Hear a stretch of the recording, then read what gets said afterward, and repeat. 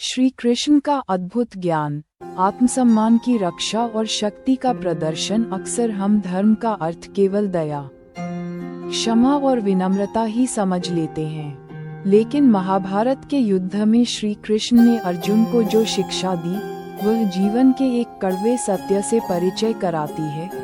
यदि आप स्वयं की रक्षा नहीं कर सकते, तो संसार आपका सम्मान नहीं करेगा।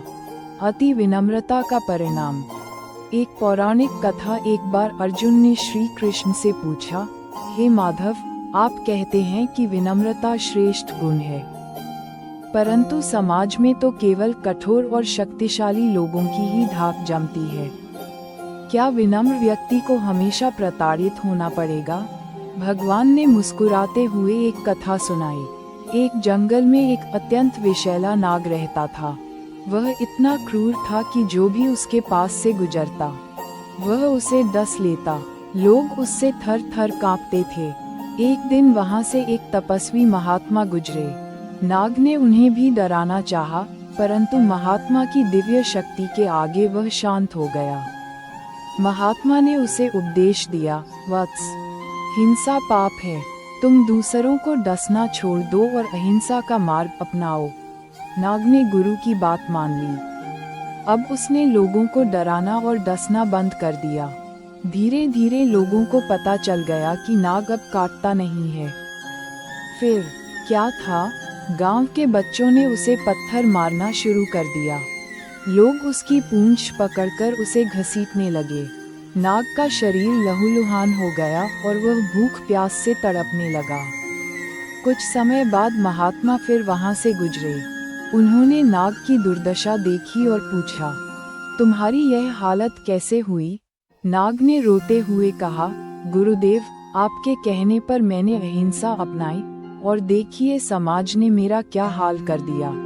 महात्मा जोर से हंसे और बोले, मूर्ख, मैंने तुझे डसने काटने से मना किया था, फुफकारने से नहीं। इस कहानी का सार यही है, समाज को डसना गलत है, लेकिन अपनी शक्ति का प्रदर्शन करना और अपनी सीमाएं, बाउंड्रीज तय करना अनिवार्य है, ताकि कोई आपको कमजोर न समझे। सम्मान पाने के 3 अचूक नियम। विस्तृत व्याख्या। श्री कृष्ण के अनुसार, यदि व्यक्ति इन 3 नियमों का पालन करे, तो उसे कभी अपमानित नहीं होना पड़ेगा। नियम 1, वाणी का संयम। जितना आवश्यक हो उतना ही बोलें।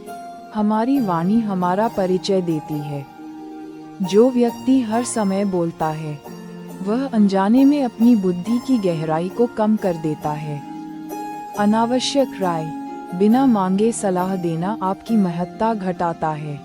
जब आप कम बोलते हैं, तो आपकी हर बात स्वर्ण के समान कीमती हो जाती है। गंभीरता का प्रतीक। इतिहास गवाह है कि महान नायक और दार्शनिक बहुत कम बोलते थे। मौन केवल चुप्पी नहीं, बल्कि एक शक्ति है जो दूसरों को ये सोचने पर मजबूर करती है कि आपके मन में क्या चल रहा है। नियम 2, उपस्थिति का मूल्य। बिना बुलाए कहीं ना जाएं। जहां आपकी आवश्यकता नहीं है, वहां आपकी उपस्थिति केवल बोझ समझी जाएगी। श्री कृष्ण स्वयं केवल वहीं जाते थे जहां धर्म की स्थापना करनी हो या जहां उन्हें प्रेम से पुकारा जाए।